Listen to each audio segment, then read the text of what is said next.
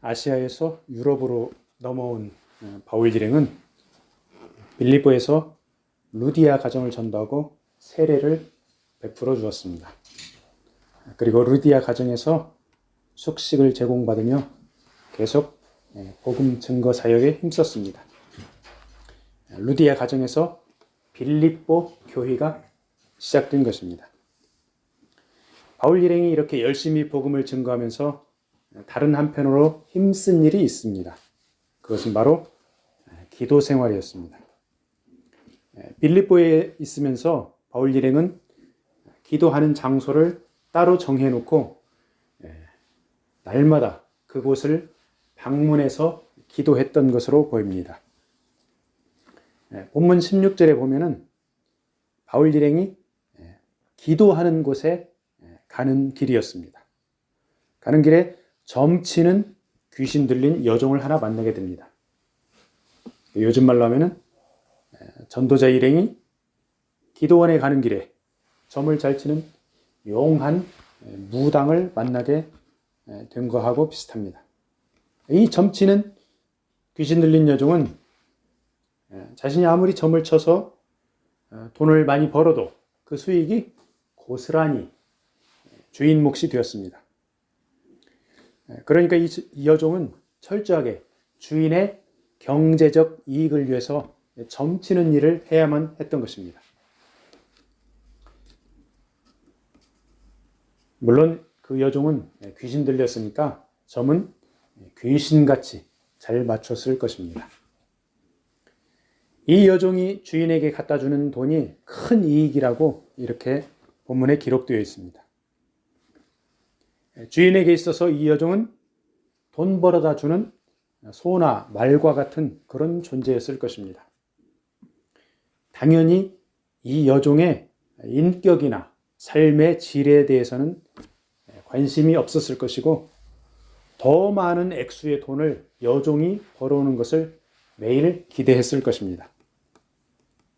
이 여종이 사도 바울 일행과 길거리에서 맞닥뜨리게 됐습니다. 이 여종은 사도 바울 일행이 하나님 나라를 선포하는 주의 종인 것을 귀신같이 알아봅니다. 그러면서 여러 사람들이 듣도록 소리를 지릅니다. 본문 17절에 나와 있습니다. 이 사람들은 지극히 높은 하나님의 종으로서 구원의 길을 너희에게 전하는 자라. 큰 소리로 떠들어댑니다. 자, 어떻습니까? 이 여종이 말하는 그 내용, 외치는 내용 어떻습니까? 정확히 맞는 말을 합니다. 사실 귀신들은 사단의 졸개들이기 때문에 하나님은 물론 하나님 나라의 백성들을 정확하게 인식을 합니다. 그리고 하나님을 두려워합니다. 그런데 하나님을 두려워하기는 하는데 하나님을 경배하거나 찬양하지는 않습니다. 하나님을 경배하고 찬양하는 것은 오로지 하나님 나라의 백성들과 천사들이 합니다. 자, 귀신들이 하나님은 두려워하는데 하나님 나라의 백성들은 두려워합니까? 그렇지 않습니다. 귀신들이 하나님 나라의 백성들을 알아보기는 하는데 두려워하지는 않습니다. 그래서 귀신하고 하나님 나라 백성들하고 서로 싸우면 전쟁을 하면 어떻게 될까요? 귀신들은 초인적인 능력이 있습니다. 사람보다 능력이 뛰어납니다. 그러니까 귀신이 하나님 나라 백성들과 싸우면 이 귀신들이 이기는 것이 당연합니다.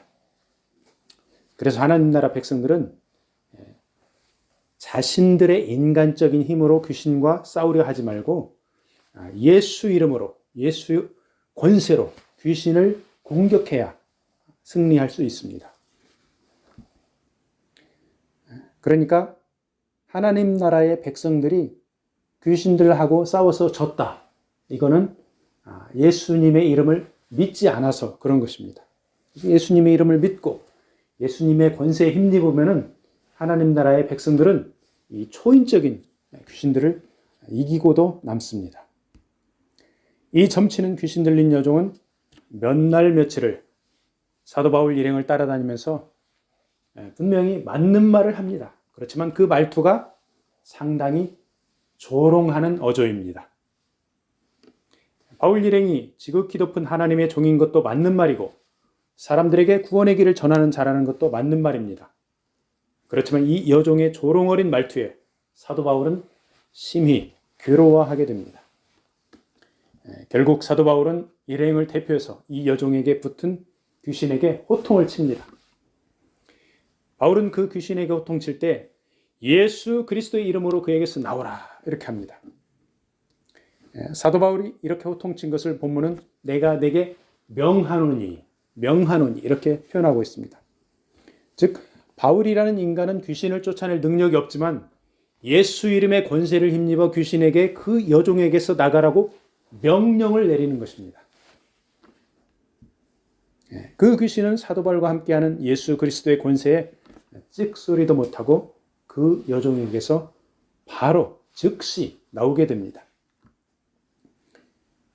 그래서 그 여종은 오랫동안 자신을 괴롭히던 지긋지긋한 귀신에게서 해방을 받게 됩니다. 그동안 자신을 점령하고 있던 귀신에게서 노임받은 이 여종은 이제 자신의 인격과 정체성을 회복한 것입니다. 그것은 바로 사도 바울 일행이 증거하는 예수 그리스도의 이름과 권세로 이러한 치유와 회복의 역사가 일어난 것입니다. 예수 이름이 증거되는 곳에는 이렇게 생명의 역사가 일어납니다. 인간의 이름이 높아지는 곳에는 갈등과 분열이 발생합니다. 우리는 자신들의 능력과 이름을 철저하게 내려놓고 예수 이름으로 귀신에게 호통쳐서 생명의 역사가 일어나기를 축복합니다. 이 여종이 인간의 존엄성을 회복하고 자신의 인격을 되찾은 것은 매우 축하받을 일입니다. 이 여종이 귀신에게서는 해방되었지만 사회적인 신분은 아직 주인을 모시고 있는 종이었습니다. 이 여종의 주인은 그동안 여종이 점을 쳐서 돈을 많이 벌어왔는데 이제 귀신에게서 노임받아 더 이상 점을 치지 못하는 평범한 사람이 되어버리자 화가 났습니다. 즉 이 주인은 여종을 대하는 태도가 인격적이지 않습니다. 철저하게 경제적으로 대합니다. 주인에게 있어서 이 여종은 돈 벌어오는 기계였지 인격을 가진 사람이 아니었던 것입니다. 오늘날에도 이 여종의 주인과 같이 자본 중심적인, 물질 중심적인 인간들이 너무나도 많습니다. 마주치고 상대하는 사람들이 자신들에게 경제적인 도움이 되면은 친절하게 대하고 선물도 사주고 온갖 환대를 다 해줍니다. 반대로 경제적으로 보탬이 안 되는 사람 같으면 거들떠보지도 않거나 무시하고 냉대하기 일쑤입니다. 심지어는 일부 교인들조차도 철저하게 계산적입니다. 이익이 되는 사람들에게만 차별적으로 우대하는 그런 경우를 볼 수가 있습니다. 다행히도 아직도 많은 우리 크리스찬들은 물질 중심의 사고를 깨뜨리고 가난하고 어려운 사람들에게 물질로 베풀고 섬기고 상처받은 사람들에게 인격적으로 주님의 사랑을 나타내고 있는 분들이 많습니다. 물질 중심의 가치관에 집착하는 사람들은 옳고 그른 판단을 하는 분별력까지도 상실하는 경우가 많습니다.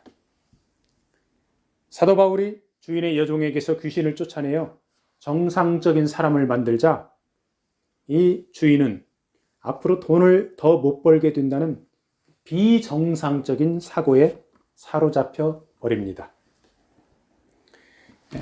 불행하게도 수많은 사람들이 이 주인과 같이 분별력을 상실하고 그에 따라서 옳지 못한 액션을 취하고 있습니다.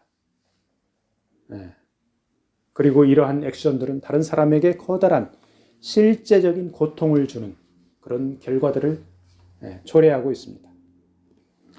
주인은 빌립보 주민들을 선동했습니다. 집단으로 몰려가서 바울과 실라를 붙잡아 관리에게 끌고 갑니다.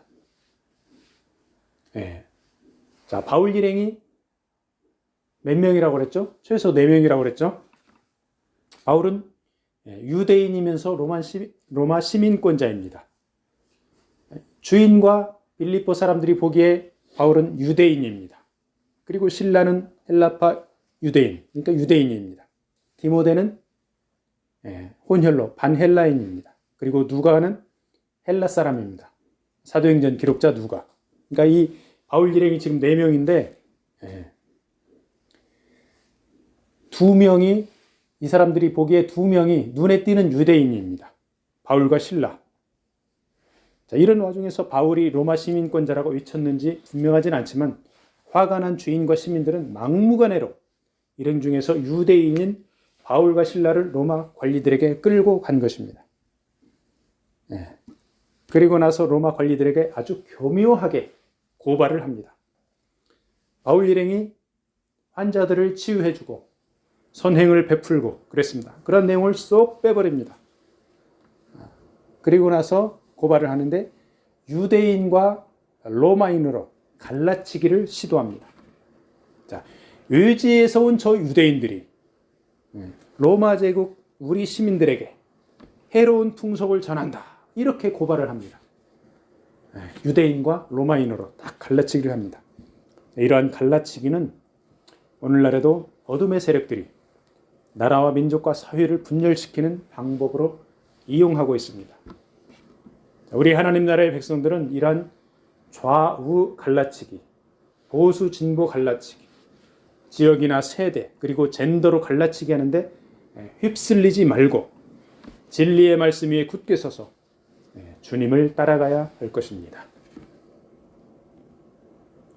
자, 수많은 시민들이 벌떼처럼 들고 일어나서 고발을 하자 빌립보시의 관리들은 바울 일행에 관해서 제대로 조사를 하지 않습니다.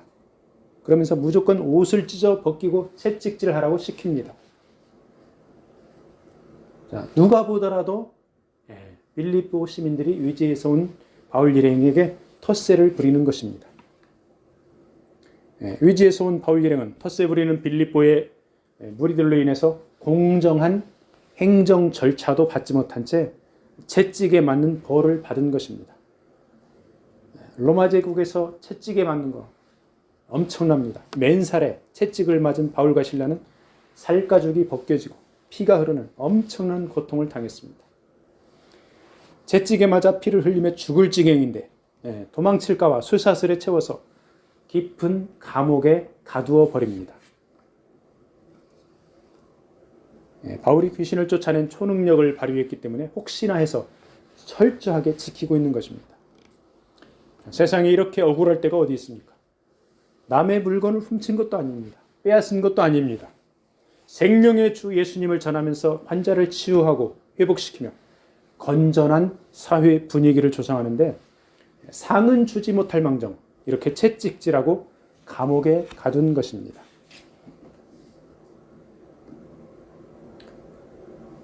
왜 이런 결과가 나타났습니까? 돈을 못 벌게 된 주인, 이 주인의 선동으로 이런 일이 생긴 것입니다.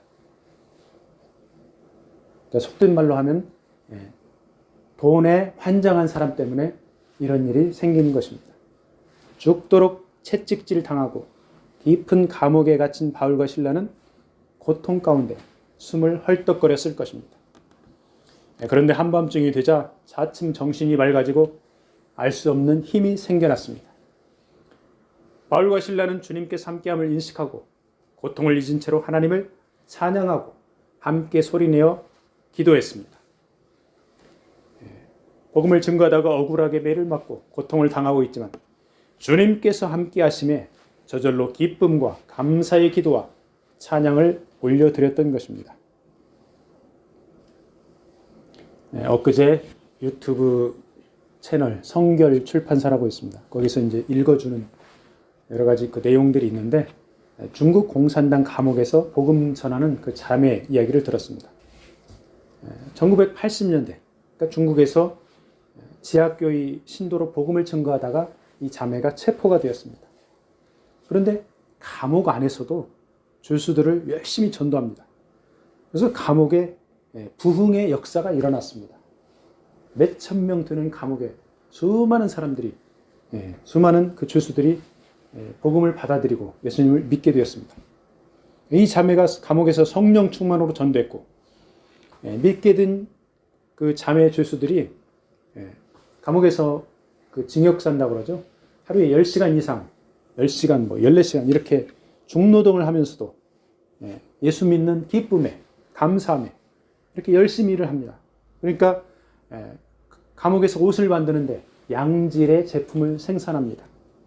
불신자 죄수들이 만드는 물건보다 이 믿는 죄수들이 만드는 옷이, 제품이 훨씬 좋은 그런 양질의 제품을 만들어냈습니다. 자, 안 믿는 죄수들, 이 사람들은 원망과 분노와 짜증을 가지고 일을 합니다. 그러니까 좋은 제품이 나옵니까? 노동력이 떨어질 수밖에 없습니다. 감옥에서 새로 믿게 된 죄수들이 많아지면서 그들이 성경 말씀에 아주 갈급했습니다. 그래서 성경 말씀을 이불 속에 숨어가지고 이렇게 베껴가지고 서로 이렇게 돌려보기도 하고, 그다음에 면회 오는 가족들이 몸속이나 일용품에 박스에다 성경을 숨겨서 건네주면은 몰래 이렇게 돌려보면서 읽었습니다. 읽다가 걸려서 뺏기기도 하고 또 두들겨 맞기도 하고 그랬습니다. 그래서 이 교도관들이 자매가 전도하는 것을 막으려고 이 자매를 아주 극악한 흉악범들이 있는 곳으로 옮겨놨습니다. 거기 가면은 이제 전도를 못할 걸로 생각했어요. 그런데 웬걸 거기에 가서 흉악범들을 전도하는 그런 역사가 또 일어났습니다. 이렇게 해서 감옥에 있는 죄수들 중에 많은 사람들이 주님을 영접하는 그런 사도행전과 같은 성령 충만의 역사가 1980년대에 중국 공산당 감옥에서 일어났습니다. 바울과 실라는 채찍에 맞아 죽을 지경인데 한밤중에 골아떨어져 쿨쿨 자야 할 판입니다. 그런데 정신이 맑아져 기도와 찬송을 하고 있습니다. 이것은 성령께서 그들에게 새 힘을 주었기에 가능한 일입니다. 감옥에 갇혀 자유가 없는 상태에서 바울과 실라는 어떤 내용의 기도를 했을까요? 아마도 자신들을 위한 기도보다는 새로 주님을 믿게 된 빌립보의 그 형제 자매들이 이 난관을 극복하고 믿음 위에 굳게 세워지기를 위해 기도했을 것입니다. 하나님께서는 바울과 실라의 기도와 찬송에 즉각적으로 응답하십니다.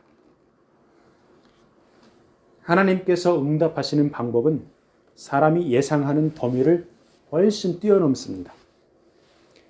바울과 실라가 새 신자들의 안전과 믿음을 위해 기도를 했다면 하나님께서는 단번에 바울과 실라를 감옥에서 건져내 주십니다. 그런데 그냥 건져내 주시는 것이 아니라 감옥을 지키는 간수에게 엄청난 영향을 주게 됩니다. 바울과 실라가 기도와 찬송한 후에 지진이 나서 감옥 문과 쇠사슬이 벗겨집니다. 그런데 죄수들은 도망을 가지 않습니다. 감옥이 흔들리는 지진에 놀라 잠이 깬 간수는 감옥 문이 열린 것을 보고 죄수들이 다 도망갔구나 지레 짐작하고 칼을 빼어서 스스로 자결하려고 합니다. 로마의 법에서 죄수를 도망하게 한 간수는 그 죄수가 받은 형량만큼 벌을 받게 되어 있었습니다. 이 간수는 감옥이 흔들린 지진에 문이 열리자 죄수들이 도망쳤다고 생각하고 자신은 이제 끝장났다 이렇게 여기고 스스로 자결하려고 했던 것입니다. 자, 이때 바울이 죄수들이 도망가지 않았으니 죽지 말라 간수를 말립니다. 어떻게 죄수하고 간수하고 입장이 거꾸로 됐죠? 간수가 보니까 감옥 문이 열렸는데 바울과 실라는 물론이고 다른 죄수들도 전혀 도망가지 않았습니다. 이 간수는 안도의 한숨을 내쉬면서 바울과 실라에게서 알 수 없는 위엄과 권세를 느끼고 두려워 떨며 죄수들인 그들 앞에 엎드립니다. 간수와 죄수의 위치가 서로 뒤바뀐 이상한 광경이 벌어졌습니다. 이 간수는 바울과 실라를 아예 감방 안에서 밖으로 데리고 나갑니다. 그러면서 선생들이여 내가 어떻게 하여야 구원을 받으리이까 하고 질문을 합니다. 이 간수는 아마도 바울이 귀신 들린 여종을 온전하게 치유해 주었다는 소문을 들었을 터이고 이제 감옥문이 열리고 이들이 도망가지 않은 것을 보고 하나님의 위대한 종으로 여겼을 것입니다.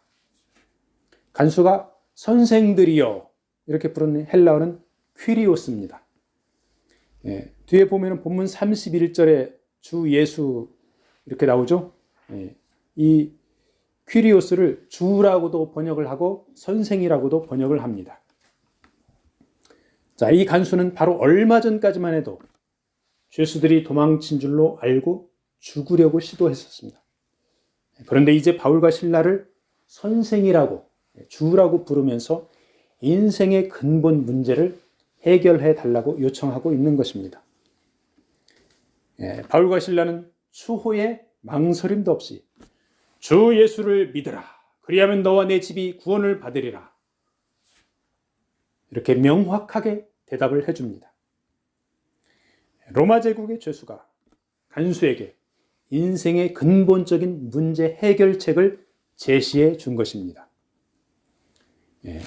바울과 실라는 간수와 가족들에게도 주의 말씀을 전해 주었습니다. 간수는 이제 바울과 실라를 데려다가 채찍에 맞은 자리를 씻어주고 상처를 소독해 줍니다. 그리고 간수의 가족들이 모두 주님을 영접하고 세례를 받았습니다. 바울과 실라는 간수에게서 음식 대접까지 받아 허기진 배를 채우며 맛있게 먹었습니다. 감옥에서의 이런 극적인 역사는 하나님께서 하신 일입니다. 바울과 실라는 주의 종으로 맡겨진 사명을 충성으로 감당한 것입니다. 인간의 상식으로 보면 간수는 죄인을 규정하는 교도관입니다. 죄수는 죄를 지어 감옥에 갇힌 범죄인입니다. 그렇지만 인간의 상식이 아닌 하나님 나라에서는 죄수와 간수의 위치가 바뀔 때가 있습니다. 위대한 하나님의 사람 요셉은 감옥에 갇혀 있었지만 실제적으로는 감옥의 업무를 총괄하는 총무의 역할을 감당했습니다. 하나님께서 함께 하시면 감옥이고 직장이고 학교이건 간에 그 어디서나 하늘나라입니다. 우리가 지금 선진국에 살고 있습니다. 선진국에서 8시간 직장 일을 하며 원망과 짜증으로 하면 그 인생은 허무하고 비참하게 되어 기쁨이 없습니다. 그렇지만 중국 공산당 감옥에서 10시간 이상의 중노동을 하면서도 하나님의 함께하심을 믿고 감사와 기쁨으로 일하면 옆에 있는 죄수들에게 예수 그리스도 생명의 복음을 증거하는 역사가 일어나는 것입니다. 빌립보 감옥의 이 간수의 집에 하나님의 구원이 임했습니다. 이 간수가 하루 전에 이러한 복된 일을 상상이나 했겠습니까? 그래서 구원은 하나님의 전적인 은혜입니다. 사람이 할 일은 자신의 죄를 회개하고 예수 그리스도를 주님으로 받아들이는 것입니다. 아멘. 말씀을 마무리하겠습니다. 귀신 들린 점치는 여종을 주인은 돈으로 보았습니다. 그렇지만 바울과 실라는 하나님이 창조한 소중한 생명으로 보았습니다. 세상 나라에서는 인간관계가 물질 중심입니다. 그렇지만 하나님 나라에서는 인간관계가 예수 사랑 중심입니다. 우리가 만나는 영혼들을 하나님이 창조한 소중한 생명으로 대하며 사랑으로 섬겨야 하겠습니다. 로마 제국의 감옥에서 죄수를 지키는 간수는 자신이 지키는 죄수들로 인하여 주님을 영접하고 구원을 받았습니다. 하나님께서는 역설적으로 죄수와 약자와 가난한 자, 소외된 자들을 통해서 힘 있는 자들을 징계하고 구원하실 때가 있습니다. 우리 주변에 힘 있어 보이고 부자로 보이고 강해 보이는 사람들이 하나님의 구원을 기다리는 사람들일 수가 있습니다. 우리 각자는 비록 연약할지라도 성령께서 함께 하심을 믿고 그들에게 하나님의 구원의 복음을 담대하게 나누기를 원합니다.